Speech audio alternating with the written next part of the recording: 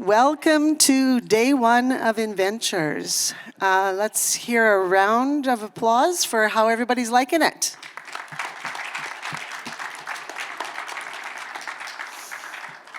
I heard I missed a session on interviewing a robot, so I hope that was filmed so I can see that.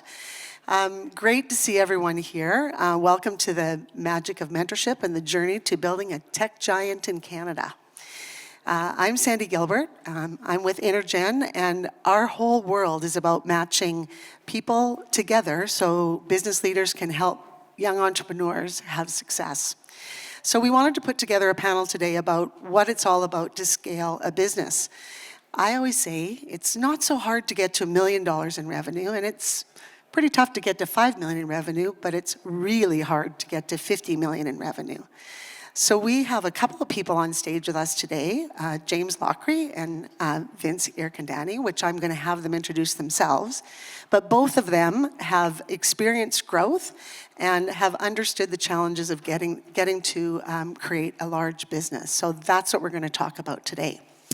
A little bit of housekeeping. We're going to have a conversation probably for about 35 minutes here, but we do want to get engagement from the audience. So we'll have a mic runner at a little bit later who can run out for anybody that wants to ask a question of our esteemed colleagues. And if you're wondering where the third guy is up here today, Hanif has come down with not feeling well, so he sends his apologies, but I figure we've got enough talent on this stage that we'll be okay. So thank you for coming. James, you probably don't need much introduction for the locals here, but I just was in a session earlier and about half the people were not from this country. So I thought you could do a little bit of introduction about why you're sitting here on stage with us today. Well, I'm doing you a favor. Literally, I told him I only got him for name recognition. That's really why I wanted him on stage. Hi, I'm James Lochrie. I'm an entrepreneur way back in 2009. That's a long time ago now. I started a company called Wave, and we raised a little bit of money and grew it a little bit and sold it in 2019 for over $500 million. And subsequent to that, I came back out to Calgary where I was living previously. We had built a company in Toronto. And I came back here because I knew this was going to be the place to grow companies in Canada moving forward. And so I started a company called Thin Air Labs, and we invest in a lot of great entrepreneurs that are local to Calgary and Alberta, including Vince here. Right on. Vince, why don't you tell us a little bit about why you're here today? Yeah, thanks for having me. This is not I wouldn't call it a favor. It's a chance to share our story, I think, a little bit. Still we've been building this company in Calgary, really proud of the growth that we've had, but I think in some regard we're still a little bit unknown. We have a relationship. InterGen was an investor, as was James here, so happy to be on the panel. My story, like many, they're not a straight path, but started my career, I'm from Calgary originally, started my career in investment banking here for about 4.5 years, learned a lot, wasn't my calling, so I moved down to the US and ended up getting hired by the Los Angeles Kings, the NHL team down there, and started building out their first foray into fan data and analytics. This now is over 15 years ago, but was really a pioneer of what's become like the modern fan data and analytics movement on the business side. So just a career as a sports executive, went to work for the late Paul Allen's sports and entertainment organization in the Pacific Northwest, and then moved back here in 2016 to start StellarAlgo, and we've been building the company since then. So Vincent, you talk about fan engagement, and can you tell us a little bit about what StellarAlgo actually does? And for those of you in the audience, when we came into StellarAlgo, when James and I came in, it was around the pandemic, before the pandemic, and all of a sudden I'm thinking, okay, this is a fan engagement platform that actually needs seats, butts in seats. But tell us how that was living through the pandemic, but how does your platform really help in the fan engagement that these professional teams need? Yeah, I think it's a question I get is like, what the hell do you guys do? They think of us as sports tech, but our role in that sometimes can be hard to communicate. People always think of their favorite sports teams, but this has become a $200 billion plus ecosystem, and it's growing really rapidly.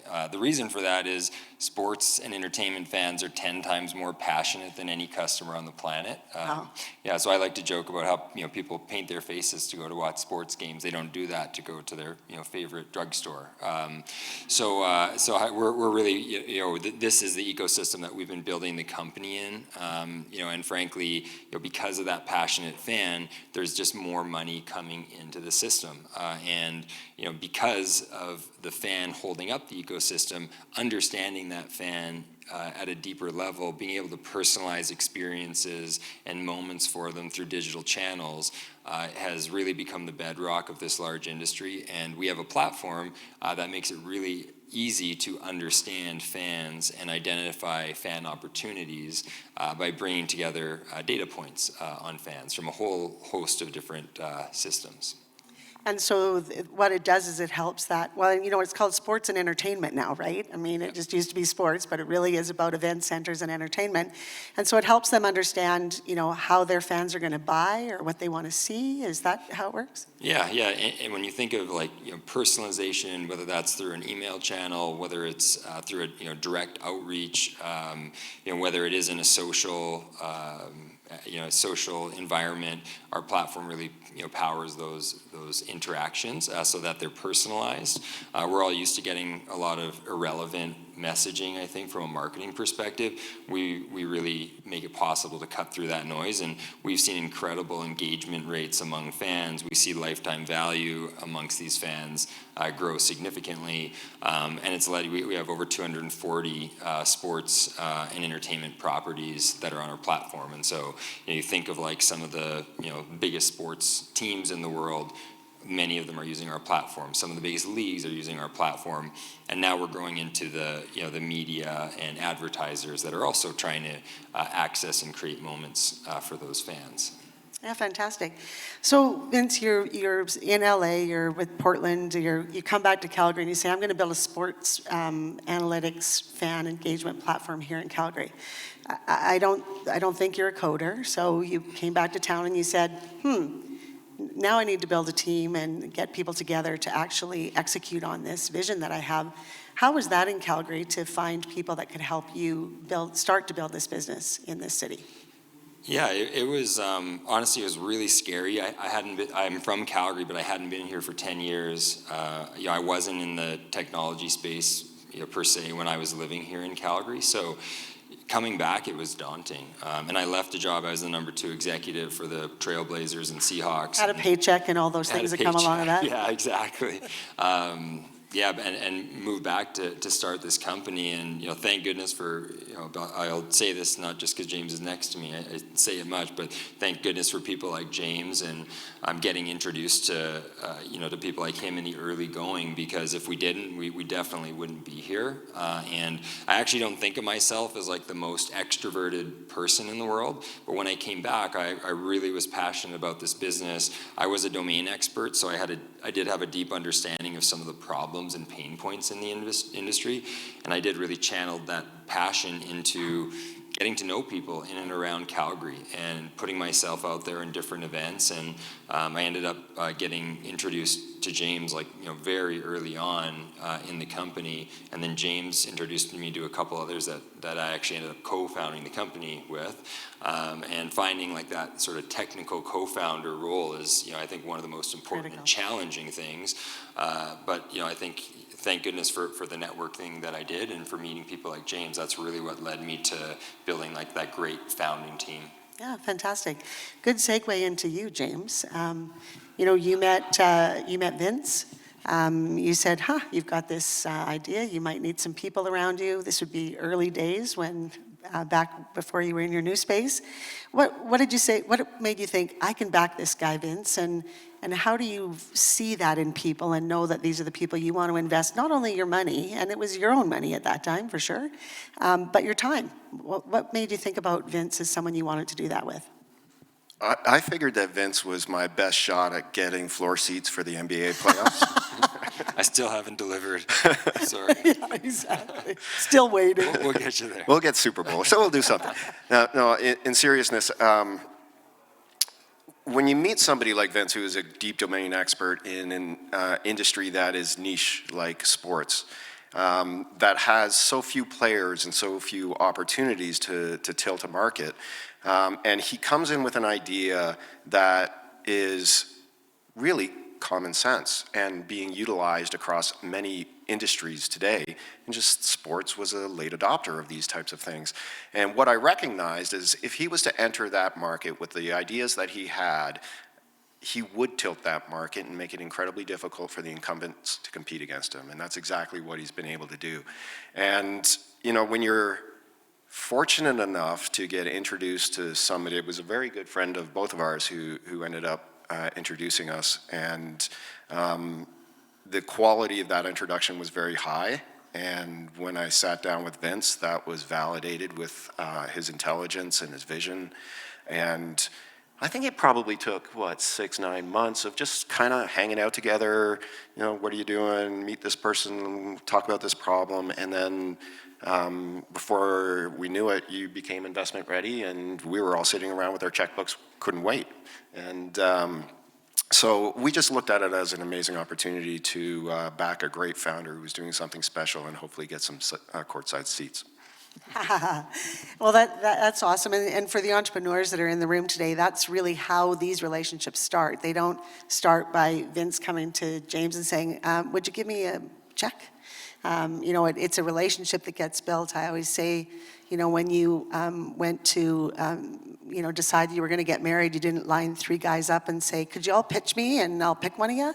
You know, you actually have a date and you might have dinner and who knows what will happen after that, but that's exactly how this whole thing starts.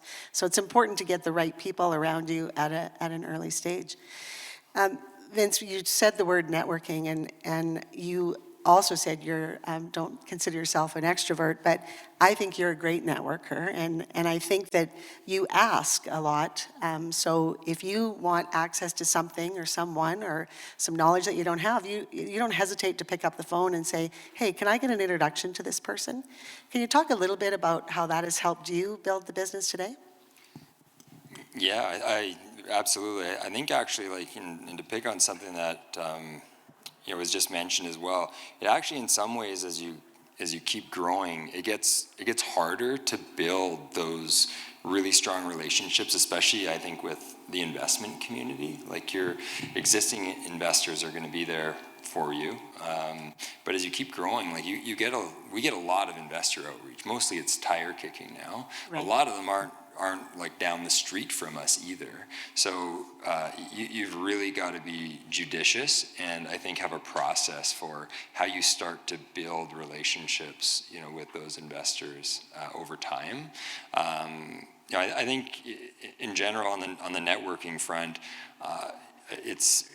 we know that this is how we grow our business, is by, you know, connecting with people, identifying you know, the next group of mentors or believers in our purpose that are going to help us to get to the next level. And so we've got to be out there telling our story. And I think the best mentors are people that really aren't afraid to roll their sleeves up and help you, and they actually want you to ask them. You know, like, for sure. You hear it a lot from investors will say, well, how can I help you? So I try to go in every single conversation that I have with, you know, what actually can I ask of this person today? What can they do to help us? And it's not in a transactional way, right? It's not just like I've never met this person and now I've got a laundry list of asks, but I'm building a relationship with somebody. There's some ways that they can help us, which is a good use of their time and ours, and that's how I think you build trust and create that sort of flywheel effect. Yeah, and you know, Vince is very good at sending updates out to all of his stakeholders and your investors, and there's always an ask at the end of it, and I love that when I can get down to the bottom and say, okay, how can we help Vincent? And so it's really, really key, I think, to everyone in the room that, you know, people are here to back you and help you, and you just need to ask, and it'll come back. The next thing you talked about, though, was, venture capitalists are coming after you now because people know a little bit about StellarAlgo. There's been some success there. And let's not forget that venture capitalists need to deploy capital. So they're coming to knock on your door and see if you're an opportunity for them. You had some knockers on your door back in the Wave days. How did you make your decisions on who you were going to bring on to that cap table as you needed the capital for the growth at Wave? We were mostly fortunate that it was rare that we were desperate for capital, especially in the larger stages of capital that we raised. I think it was really just a matter of, as soon as you finish closing a funding round, what we tended to do was take like a day off and maybe have a glass of wine and then start raising capital the next day. And I think that's an important thing to understand. Most people think about capital as a big distraction from running your business. It is part of running your business. So you have to put it into your processes. And if you think it's going to be hard, it's going to be hard.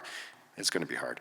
But the thing that we always did was just continue to treat that as part of the daily aspects of running a business. And so what we do is, like, all investors deserve to be heard, I believe.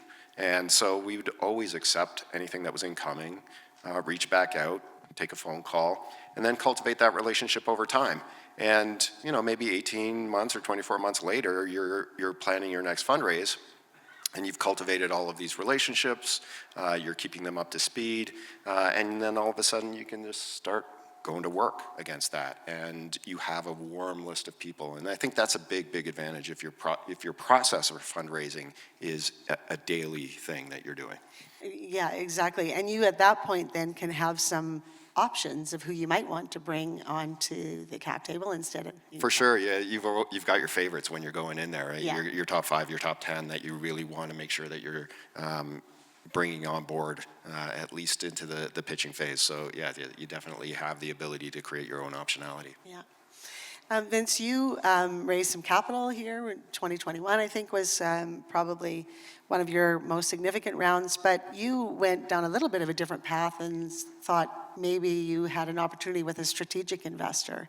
Do you want to talk a little bit about why you did that and what that means today? Yeah, it was honestly, it was a really interesting, tough decision in a way, but it was a big opportunity for us. So we did a major commercial deal for us in early 2023 with the NBA. So the NBA essentially bought our platform for the league and all 30 NBA teams.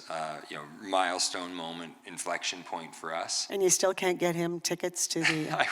I tried to work it into the deal. I can afford my own, it's true. Yeah, I tried, James. We'll keep working on it. At renewal time, I'll put it in there. So honestly, we did this big commercial deal, really exciting moment for our company, and subsequent to that, and it really was while we were closing that, the NBA had created a new equity arm of their business, and they wanted to start to invest in companies that had strategic fit with their business goals.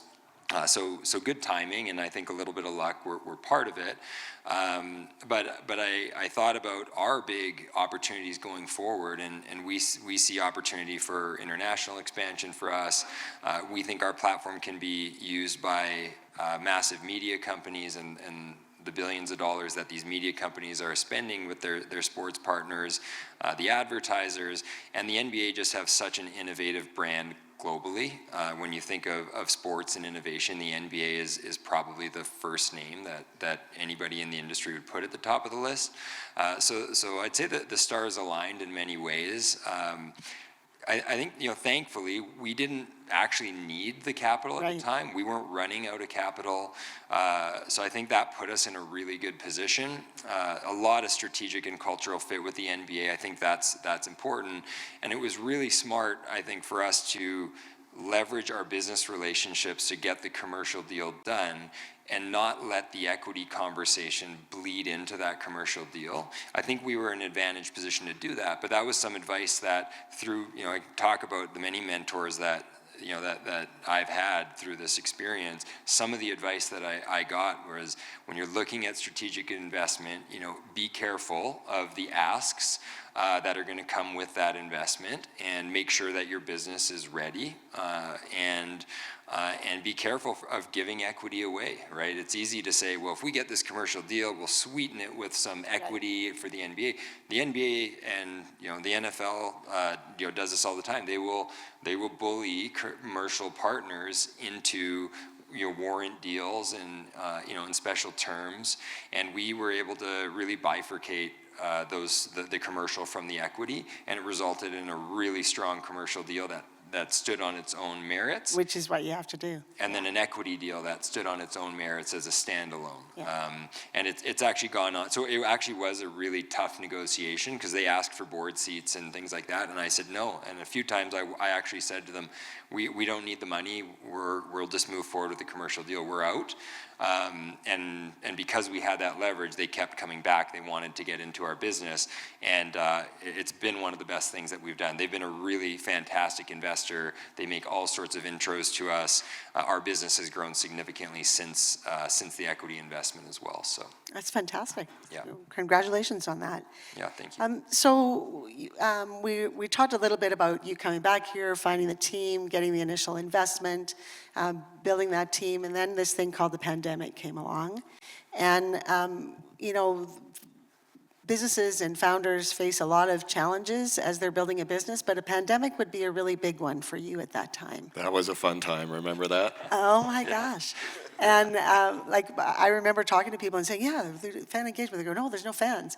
So tell us how you navigated through that. Like, honestly, it had to be a lot of conversations around the table to say, how do we get through this? Yeah, I think it was really, really challenging for us. Like we're in the sports entertainment industry.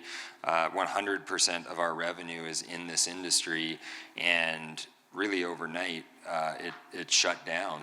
There was no live sports at all, and that was for about a 6-month period. So that was really a scary period for me. And I actually was on vacation when that was happening, and it was a very ill-timed vacation, as it turned out, because our people back here in Calgary are worried, reading the headlines, sports is shutting down.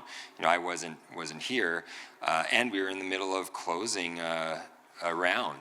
We were closing an extension on our seed round, and so it was a really tough period, no doubt about it. These are the moments, I think, that really end up defining a company, is how do you navigate through these things.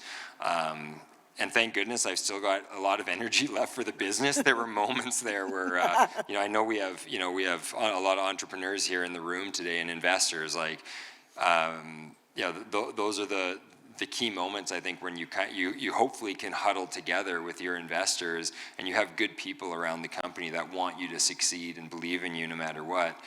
Thank gosh we had that, but I can go into more detail on like how the pandemic sort of played out for us, but it really was a combination of investors that believed in us, customers that really saw us as part of the future, whatever that was going to be. After those first 6 months, the first 6 months were just, I think everybody was reeling, nobody knew what to think. But after that, sports started to play. Nobody was in the seats, but people are streaming games online. People are back because they were playing games in these bubble environments, and our platform actually became sort of the go-to place to understand what fans were doing when you couldn't just go into a ticketing system and see what your attendance was. So it ended up, a year and a half probably later of being sort of a good tailwind for us. But I mean, we do talk about that there, COVID changed a lot of things for a lot of companies, and there's a lot of good things that came out of it in the end as well. And I think one thing probably for you is that people were saying, how do we get people back into our seats, and how do we understand what they want to do? And it probably had a little bit of an uplift after things opened up. Yeah, it was no doubt about it. Like it was really hard, and you hear the advice that from your investors. You want to have investors when things go bad and you need somebody to call, or they're calling you. You want to answer the phone, and thank goodness, like we have a number of people around the company that I feel like, even when I don't have great news, I can call them and shoot it straight, and they're going to help us find ways through it, instead of me having to hide under the covers. Yeah, that's fantastic. So, the pandemic comes and goes, and business is on its way back up. But the company is growing. You probably need to consider other team members that you might need to help you. How did you say, okay, we now are at this stage, we're at X number of millions of dollars in revenue, but the next one's going to be harder? What does it take to actually go from being that startup to actually building out a business and capturing that market, Vince? I'm still trying to figure it out, honestly. Yeah. I wish I like to think I've learned a lot, over the course of the tenure of StellarAlgo, but honestly, like the learning never stops. Each day it really doesn't get easier. The problems do change. I think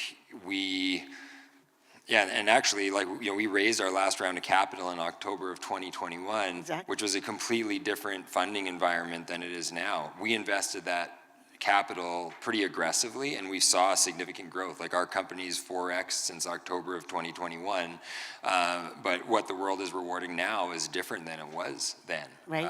And so, spending cash to grow fast, it's, that's not isn't getting the rewards that it used to. So we've had a couple hard moments along that. We did a major restructuring of the company now, or about 7 months ago, really hard. We reduced the size of the team. We changed the structure of the business from one that was more functional to one that was more business unit driven, where our business units line up with the customer segments that we're serving. Okay. And I remember, agonizing moments trying to do that sort of planning. And honestly, I'm really proud of my team. It took a lot of courage from the team, a lot of willingness to give hard feedback and have those tough arguments, not just smile and head nod and keep doing what we're doing. So I think, I like the advice I have, and everybody, how you build a business, every founder is different. For me, I'm very deliberate in terms of how I think about the business, and sometimes, honestly, not as probably aggressive on taking risks as we could be, and that forces us probably to move a little bit more slowly than I'd like. But through some of those periods, I think what I think we were able to do was think about what we're doing next year. And when we think about our key performance indicators and what we're trying to do, in our strategic plan, we have done that process earlier every single year as we've grown. It just keeps getting earlier.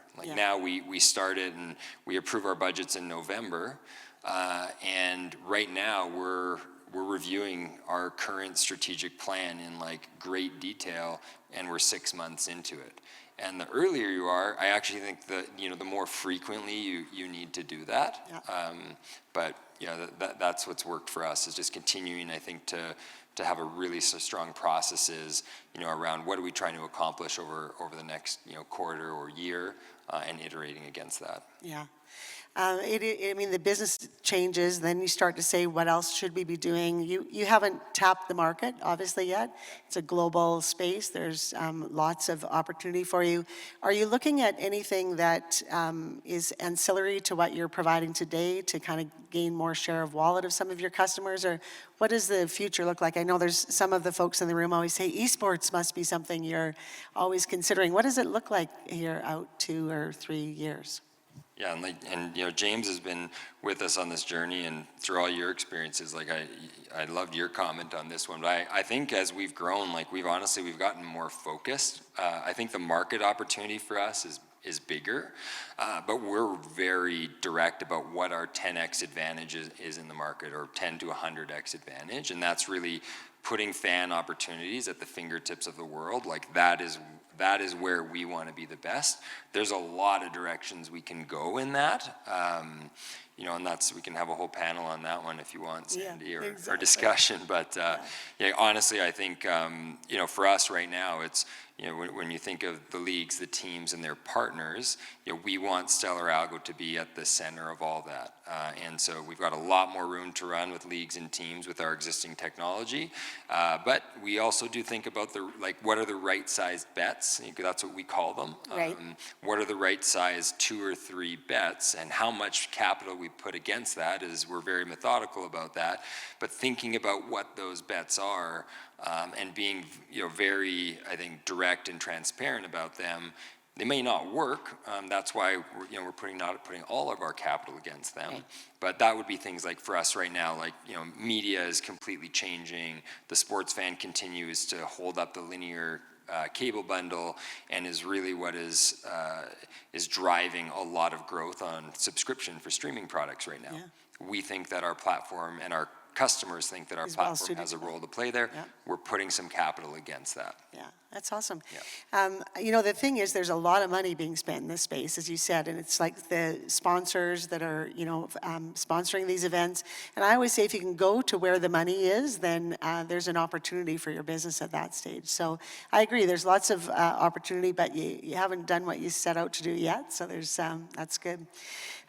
James, let's turn the conversation to Calgary and how we can build businesses in Calgary. And you're not a Calgarian, and you came back here and said, this is where I'm going to be. Can you talk a little bit about why we can build great companies here in Calgary and why we can attract investment to those companies? Calgary is such a special place. It's got a different dynamic in this city than you see across other jurisdictions in Canada. There's some similarities to places in the U.S., but still a very, very unique area of where we live. The reason for that is the amount of entrepreneurial spirit mixed with risk capital in here that has been born of both the agricultural and then the energy industry has put together the right ingredients for really significant business growth to happen, while at the same time we have incredible talent, highly educated engineering, geological, all these types of highly or deep technical science skill sets that are now focusing on problems outside of their original areas of expertise. And we're seeing incredible deal flow in this part of the world that you don't see it in Toronto, you don't see it in Vancouver, Montreal. You might see some of it in Texas, or you might see some of it in Boston, but there's a real uniqueness to what's happening here. And when the energy crisis hit in 2014, and the economy was in a little bit of turmoil, and there was a lack of optimism and a lack of jobs, that was the spark. Totally. That was the spark that lit the fuse of what we see today, where all of these people are at this event. 5 years ago, they weren't. And really, it just comes down to an economic shift that happened that was forced in an economic cycle. And people who build things will continue to build things, and that's what just happened. And now that people believe it can happen, it's going to continue to happen. And that's what we love seeing, is that early stage of company is becoming very prolific here. There are a lot of really great early stage companies chasing massive problems that have great value to capture. So that was really what I saw in 2015 when I came back to the city. Yeah, and it's, I talked to someone the other day, and you were at this event too. I think it was 2017, we had an event where it was the North American Tech Tour, we called it. We brought all these people out, and the Edison was empty, like we were on a concrete floor with leftover furniture, and we all had this big event. And you think about, that's 2017. That's not that long ago, and we've come a long way since that day. 2019, I think we had an event here, and Derek Hunter was the Angel of the Year. Marcos Lopez was our keynote speaker because Solium had just exited. So you see the momentum starting, and what really makes an ecosystem work is when that capital starts to regenerate into the system as well. So we're seeing that now with some companies that have had some exits, some entrepreneurs that have had some success, and they're doubling down back into Calgary again, and that's where we see the ecosystem actually go. Absolutely. I think that camaraderie of investors here, investing can be a competitive sport, so to speak, but in most ways it's not. It's a very collaborative environment. And Calgary, that's one of the advantages I believe Calgary has, is the culture of openness within the business community is very, very strong here. And that allows for that collaboration to happen. And it creates some unfair advantages. I think when we think about the first 2 rounds we put together for StellarAlgo, the first one was done, it was $1 million, right? And there was 5 of us. And then the second one was the pandemic one. I led that round. That was scary as shit. But I led that round, and maybe 7 investors in that group? Yeah. And pretty much all local. Yeah, so it really, if you have the right timing in the market, if you have the right connections, and you make the effort that Vince did to meet those people and impress them and continue to impress them, you can get it done here. Yeah, and talking about those local investors, Vince, that helped you in those early days. I always say if we can concentrate some local capital on some great companies, then we can build them here and we can keep them here. But if you're at 11 or 12 employees and someone says, I'm going to invest in you, but you have to move to the Valley or even have to move to Toronto, some of them will say, it's easy to go. So we need to make sure that we have enough capital and resources here to start to build a company. You don't have to move anywhere. You can build it right here. It's just a mindset. And if you think it's going to be hard to build a company here, it's going to be hard. But if you think you can do it, then you're going to be able to do it.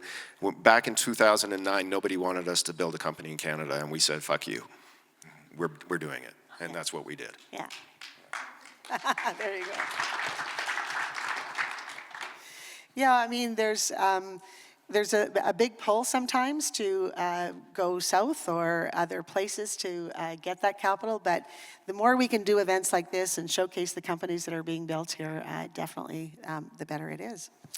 So James, you do spend a lot of time with entrepreneurs, and not to flatter you, because I hate flattering you, but I hear a lot of stories from the founders that you've invested in that you show up, and that you're there to have discussions, you are at the board and ready to go. What makes you want to do what you're doing today with these young entrepreneurs? It's easy to point at the money and say that's a motivator. Return on capital. The return on capital. That's a driving factor, of course, but I've done okay in my life, and I don't need to do that. And I don't want to sit on a beach. I like sitting on a beach, but I don't want to sit on a beach all the time. And quite frankly, when I looked at my life and I looked at the people around me, they were all entrepreneurs. Every single one of them. All of my friends, all of my business partners, my life partner, my parents, and I love hanging around with entrepreneurs. And the reason I love that is because they're magicians. And what I mean by that is they can cast a spell and say, we're going to go and do something, and then over time, they're going to do it, and the world is going to be a little bit different because that spell was cast. And that's what I call magic, and I love being around that. And the challenge that they have in that pathway from when it's an idea to actually becoming a reality, being engaged with an entrepreneur who's fighting that fight is one of the most privileged places that you can be in. And it's just something, as an entrepreneur, I just want to be around it. I just want to be in the game. I want to be invited into what Vince is creating. And so that's why I do it. It's just, it keeps my interest. It's my passion. That's fantastic. Our board chair, Brian Fileski's in the room here today, and Calgary's really about that, right? I mean, we like to be around, we like to learn. Part of on the InterGen side, we have people that spent their career in oil and gas or in manufacturing, in another sector, real estate. And why do they want to hang out with people like Vince or the entrepreneurs that are involved with InterGen is because they're learning something. They're going, I didn't know that could happen, and wow, that's fantastic that you're doing that. And there's a future here in Calgary. And so, what you're feeling about being around those entrepreneurs is really what anybody who's at the other side of their career can actually get involved with young entrepreneurs and really make a difference. Make that connection, open the door to a customer. That's really what makes Calgary what it is. Yeah, the other great thing about on the mentorship side of things, and it's a little bit selfish, is like I've done what Vince has done. I know how hard it is. I know the sacrifices he's going through. There's no way I'm doing that again. No way. But it's kind of like being a grandparent or something. I think I've heard that story. Exactly. Yeah. But if I can be around him and enjoy the pleasure of that journey while he takes all the lumps, I'm going to do it. But I also will be there for him to patch him up and make sure that he's on his way. And I think that's the thing, is that for me, making an investment is not a financial transaction. It's a human transaction. It's a partnership. It's a friendship. It's something that Vince and I have been together on this journey since 2016. That's a long time. Vince has had a family since that time. You know, I get to know these people, what makes them tick, what makes them work, what motivates them, what stalls them. You know, sometimes I just get to go out to have lunch with them and make them feel a little bit appreciated. And it means everything to me to be able to be in that position. No, so thank you for that. Yeah, no, likewise. But I think like just the topic of this talk, it's about mentorship, and I think it this is the reason I think that we've been successful, is people like James that James, he's been through as an entrepreneur. He's done this. He's felt the pain that it takes to build a company, and it's painful at times. Like for the entrepreneurs here, we all know this is. It is not easy, and you need people that have lived and been through that, and are willing to help you. But it's it is your business. To your point, we're building this business. We know, we can't expect James to come in and save the day for us. Right. That's not his role, right? That's not the role of a mentor. But having people at your disposal to help you through those different stages, it is critical. And I think. And we all know that you also get people who reach out to you increasingly that may want to help, but they don't know, they're not the right people to help you. And my time is now more sacred than ever, right? I have a family. I'm trying to build this company, and really surrounding yourself with people that have that empathy and can help you in that next leg of the journey. I think that is that's really important when you think about whether it's your advisors or whether it's your mentors or your investors.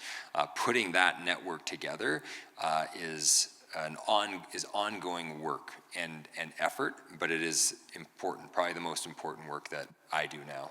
Yeah, I mean, we hear people all the time that say, wow, the biggest thing right now is, oh, you raised all this money and congratulations on your success. And I remember Darcy saying to me the other day, he said, excuse me, but we still have a lot of work to do. And I feel like we've got, we haven't succeeded yet.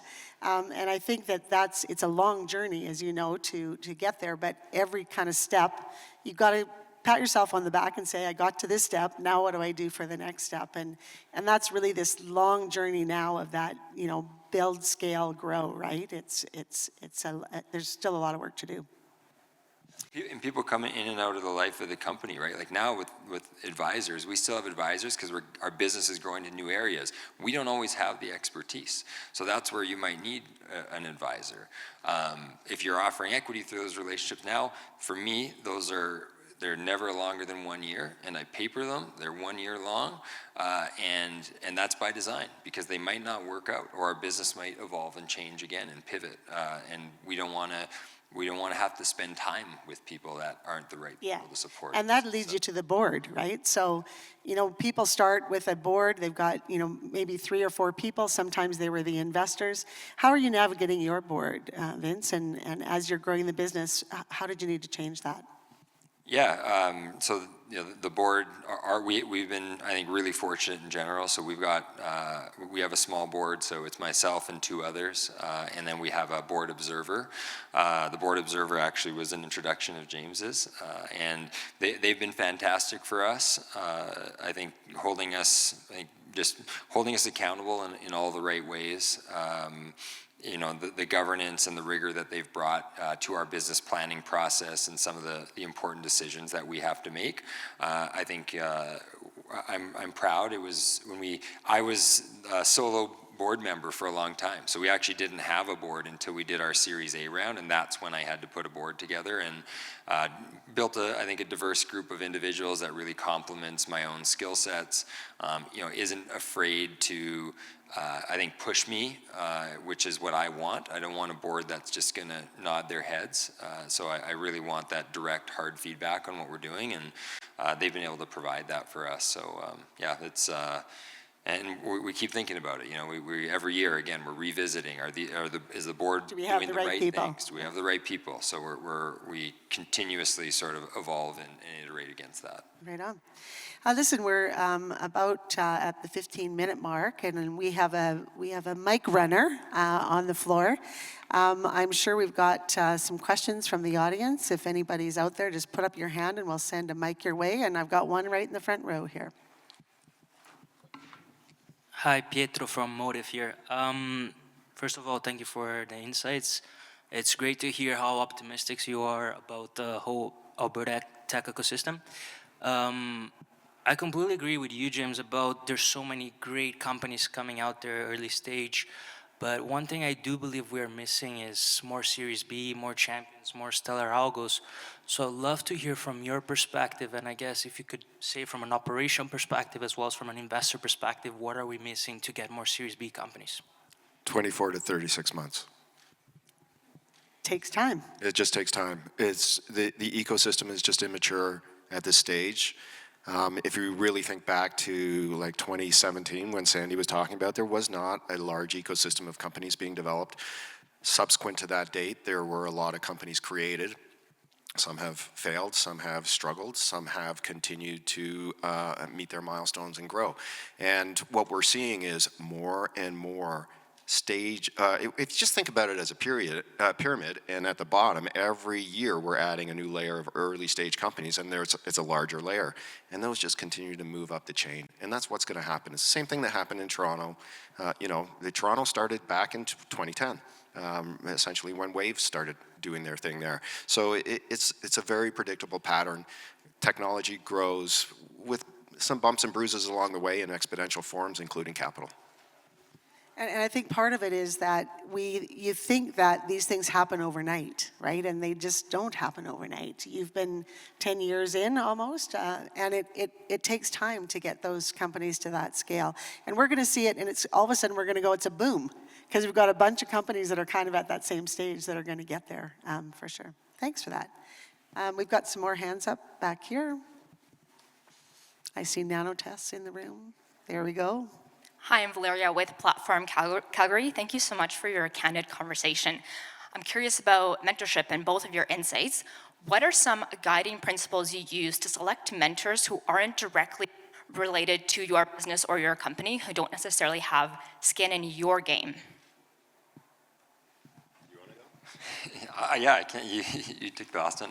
Yeah, it's a great question. I think, and I do think it's a little bit different person to person. Like myself and throughout my careers, I've had mentors that have helped me along the way to make the breakthroughs. I think for a founder like me, the growth of our company, especially in the early stages, is pretty much solely predicated on my ability to grow and evolve as a person, to be honest. So I need people around me that are gonna help me to reflect on my strengths and weaknesses and opportunities for growth. I think in the other point on that I'll say is like in the early days as a founder, I think one of the smartest things I did was I was really stingy with equity in the beginning. And you think about going out there and putting options out there. Not everybody really values options all that much, honestly. And some people will just help you out of their the goodness of their heart. And I think having people around you, whether it is like a transactional like formal advisor or board member, or if it's just somebody who's mentoring you, I think you need to have those people in your life and in your network. So I'm constantly trying to build relationships, especially in areas where I see of opportunity. I don't know that I've figured out the perfect way to do it, but I'll say it's important. And James touched on it a little bit. It's a two-way street, right? So James is getting a lot out of his relationship with Vince.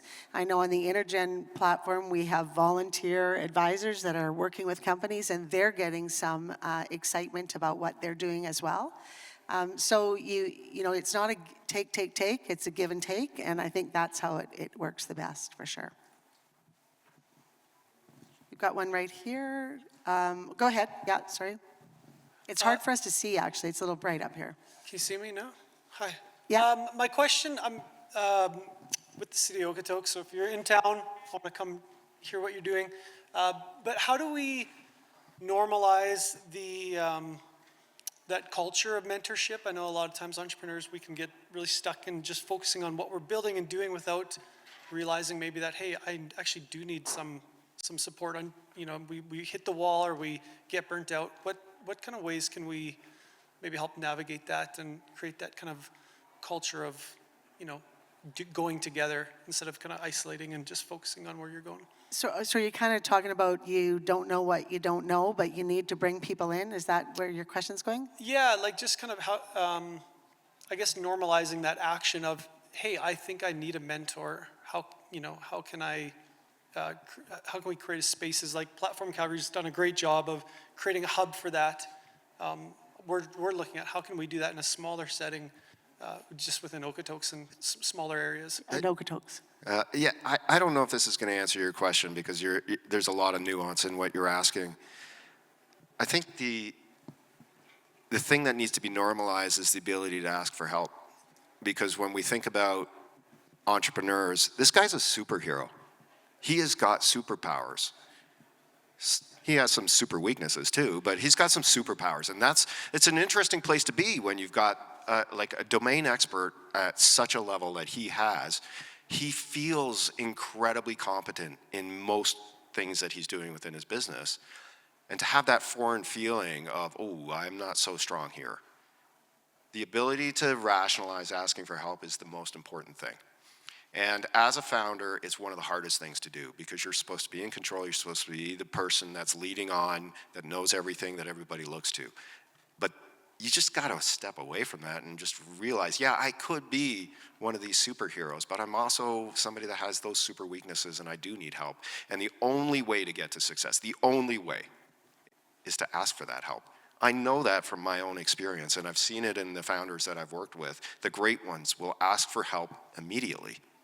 They'll recognize it in themselves, and they won't let that drag. And so that's what needs to be normalized, is the ability to be vulnerable and say, I don't know, I need somebody.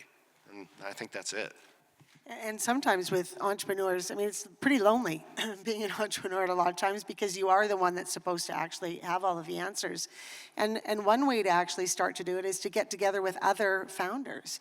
And, founders that are in your city, in your town, meet with them for a coffee and say, what's happening to you these days and how can I help? So it's a peer-to-peer relationship that can also help, because those entrepreneurs understand exactly what you're going through. So it's really talking about it, getting out there and meeting the people that can help.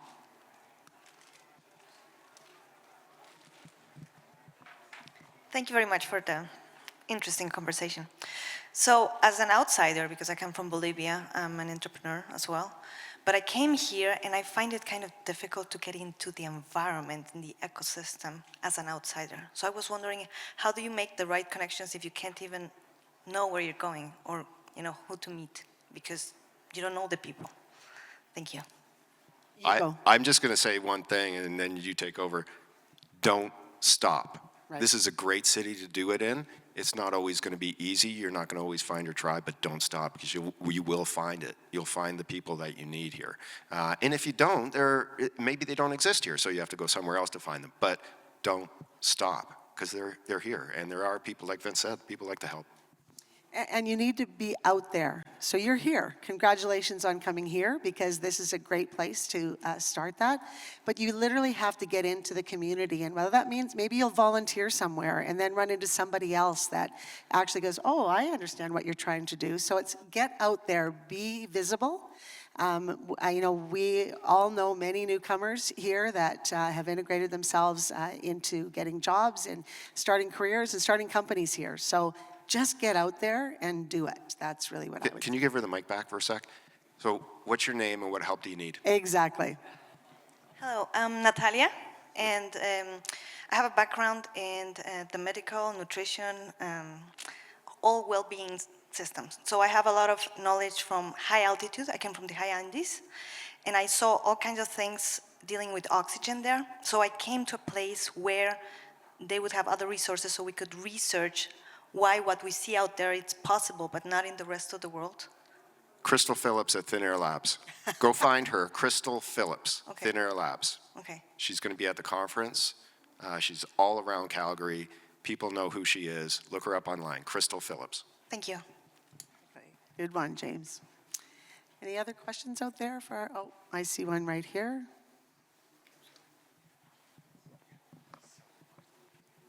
Hi, my name is Gabriella. I was just wondering, what is some advice you have for young people who are interested in entrepreneurship and interested in getting into it?